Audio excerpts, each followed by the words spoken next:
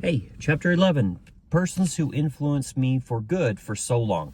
One person that had a positive influence in my life was my early morning seminary teacher, Thelma Browning. I am smiling even now as I think about her and how happy and fun she was. I don't remember a thing that she taught me about the gospel. Not that she wasn't an excellent teacher, spiritual and knowledgeable. It was my lack of focus in class on the things that I should have been learning. She was an older lady that was always dressed so immaculately in her hair, perfect in the style of the day. She was a local Avon saleswoman for our area, and although she was a farmer's wife, you would have never known it. At first, I thought she liked me because she loved my parents. Mom was a good friend, and Dad had been the ward bishop previously.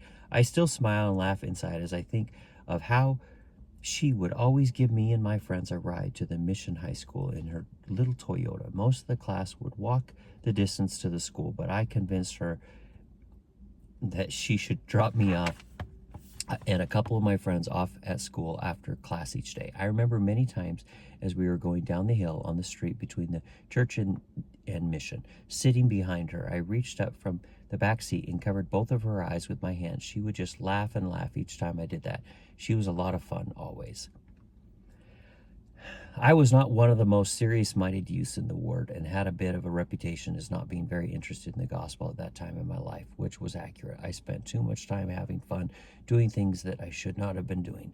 Most of the adults in the ward considered me a problem and avoided talking to me. I completely understand why and was not offended. I just accepted things as they really were with me at that time. However, there was an incident that took place one Sunday that would have a profound effect on my life for many years to come. I was walking down from the men's bathroom at church one Sunday and stepped behind a door to let people pass by. As I stood there behind the door waiting for people to thin out, I suddenly recognized Sister Browning's voice coming from the other side of the open door. The person she was talking to made mention of my name, which caused me to tune in to their conversation. She was telling Sister Browning about something that had taken place in passing, said that it was probably Brad Jensen. She then went on to say that I was a problem child and other things that were not very positive. She paused, and then Sister Browning said, "You just wait. Brad Jensen is really going to turn out great someday. You just wait."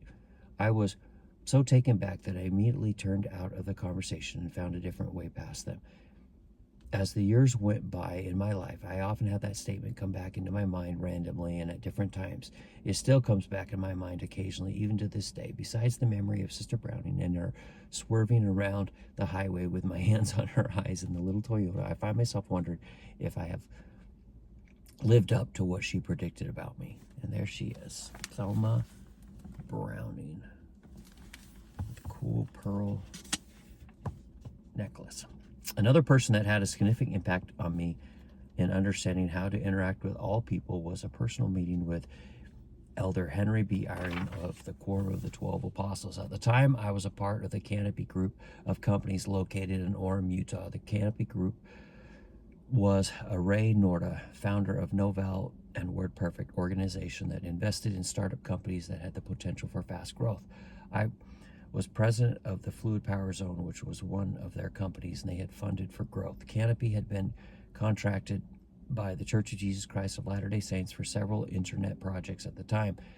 Through that relationship with the church, a meeting with Elder Eyring had been arranged to discuss possible donating technical training content to the Perpetual Education Fund to be used in their engineering curriculum. I was asked to meet with Elder Eyring and the presiding bishop, although it ended up being only with Elder Eyring. I remember him being kind and genuine, easy to talk to. We compared family stories of the colonies in Mexico where he also had grandparents that lived there. His secretary came in and excused herself to tell Elder Eyring that Elder Maxwell was on the line and wanted to briefly talk to him. Elder Eyring looked at me and asked, "Brad, do you mind if I take this call for just a minute?" I know there are many others who have influenced my life, but these come to mind at the moment.